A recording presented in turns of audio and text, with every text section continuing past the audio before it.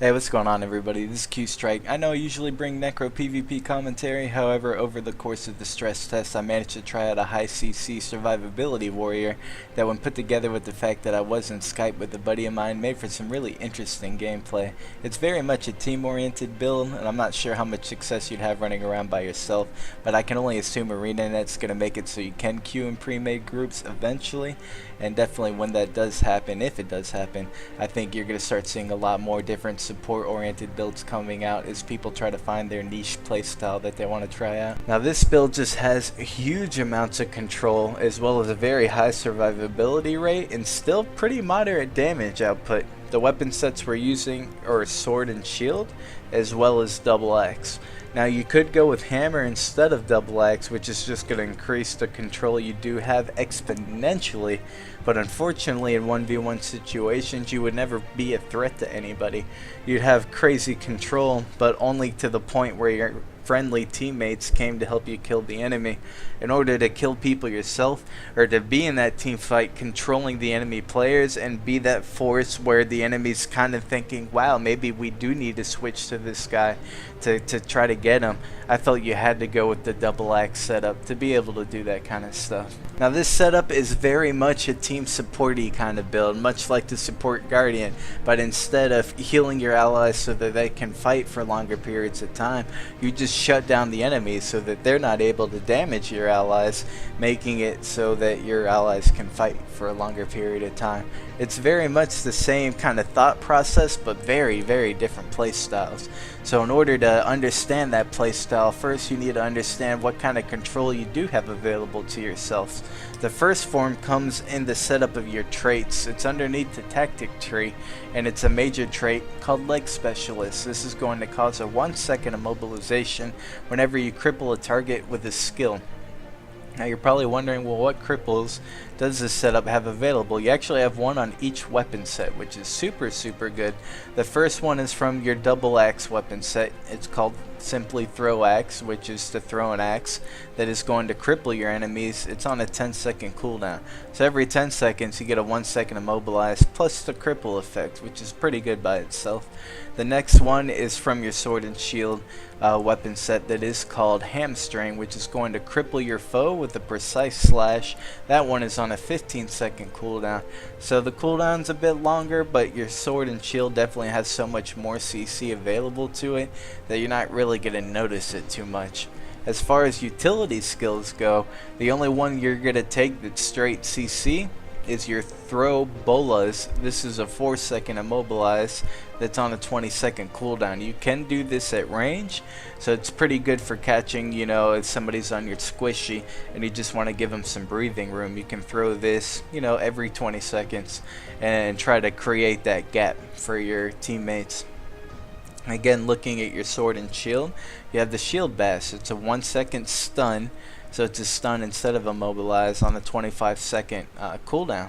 And the most important thing between immobilizers and stuns are just different abilities that can break stuns but can't break immobilizers, and the same thing, you know, in reverse, stuff that can do immobilizers but not stuns. So you just kind of try to figure out what enemy has what available to them to make sure that you're maximizing CC potential. The next one comes again from your sword and your shield, but this one is actually your burst skill, which is just the F1 ability for the warrior. It's called Flurry, and it's going to mobilize for, it's a maximum of 4 seconds. Basically, as you know, Adrenaline Bar has like 3 different bars that you fill up. So basically the immobilize starts at 2 seconds, goes up to 3 with 2, you know, bars of adrenaline, and then goes to 4 with max adrenaline. And this is going to immobilize the target and actually do some significant damage. So it's a pretty good thing. It's the reason why I choose sword over mace, because while mace has more reliable straight stun abilities, the sword definitely has the same amount of control when you really get down to it, while still much better damage output. And this will cause up to 11 seconds of pure lockout, and then your skill's already starting to come off a cooldown. And so depending on how much dodging the enemy does and how much you have to actually chain your CC together, you can actually pretty much take somebody out of a fight indefinitely just using those abilities. So let's go ahead and take a look at some gameplay footage. Basically at the start of this, me and my friend were heading up to the keep. He's a Mesmer buddy of mine, and we were just trying to see if we could keep it. Unfortunately, their entire enemy team decided to surround us. I immediately get hit with a cripple just as another warrior wearing a shield comes onto my Mesmer friend. I immediately hit him with my throw bolas just so that Mesmer can create some distance. I take a bunch of damage, so I decide to heal, pop my Enduring Pain, switch to my double axe setup so that I can soak that damage and do as much burst as humanly possible while Enduring Pain is up. I hit him with my Whirl Axe, immediately kite out once my Enduring Pain wears off, switch back to Sword and Shield, hit him with that Shield Bash, hit him with that Throw Bolas again, just creating a nice breathing space for my Mesmer to continue to do damage to him or whoever else he chooses. In fact, I create so much breathing space that he immediately has to switch to me because he realizes he's just not getting close to that Mesmer, even though he is the higher priority target. So I kite out because now I realize that he's low and I need to go continue to support my Mesmer. Once I realize that I can't get to the Necro my Mesmer was attacking, I do pop my Elite and try to turn back, do what I can do to this warrior. However, he got taken out by another one of my teammates. I finish him off, immediately head back over to see what's up with my Mesmer, get onto the enemy Mesmer, immediately hit him with a Shield Bash, creating that good lockdown, hit him with a hamstring immediately afterward, making sure he cannot move until my Mesmer has finished him off. And that is just the power this build has. The amount of control that you can do and just your presence on the battlefield is so strong. If you were thinking about doing a supportive kind of warrior build but you don't like the the support aspect of the Guardian, try this. You could be pleasantly surprised. This was the clip that we saw playing in the background earlier. However, I didn't get to communicate about it, so I thought I'd go ahead and do that since my warrior gameplay is very minimal. Basically what you saw us doing is we were pretending to lead the point, knowing that they would hop down and immediately try to cap it. What I did then was use my Savage Leap to get back onto this Necromancer, immediately hitting with my Shield Bash and ultimately switching my weapon set so that I can use that Whirling Axe to do as much damage as humanly possible. That Necromancer pops her Elite ability, so I root her in place using my Throw Bolas to make sure she can't get that condition damage out. I hit her with my Throw Axe ability that's going to give her a 1 second immobilize plus a cripple to make sure she's not going any place while we finally manage to finish her off with the damage help from the Mesmer.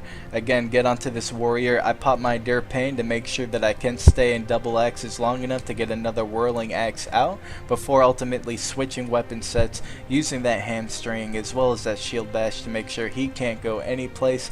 He knocks me down, putting my Throw Bolas on a very short cooldown, so immediately when that follows, I go ahead, pop that, use my Savage Leap one more time for the damage potential as I finish him off with a Flurry. That's the Sword Burst ability, making sure that he's not going any place while we get the last amounts of damage out that we need to do. For this next fight, I'm just going to let it play out while I do what I always do, and I want to give a quick shout out to boonsandconditions.com. That's GW2BNC.com. For those that are unaware, that is an amazing fan site with articles, videos, podcasts, and live Twitch.tv shows that is just for the community. Everything's there for you guys. If you guys have any questions for myself or any of the other content writers, producers, contributors for that website, be leaving comments over there on the site itself. Feel free to leave comments on my personal YouTube channel as well as the Boons and Conditions YouTube channel. Definitely we get back to all that stuff, and we love each and every one of you equally without bias. It's true stuff. I'm Qstrike, and I definitely do love you guys. I'll catch you on the next one. Take care, fellas.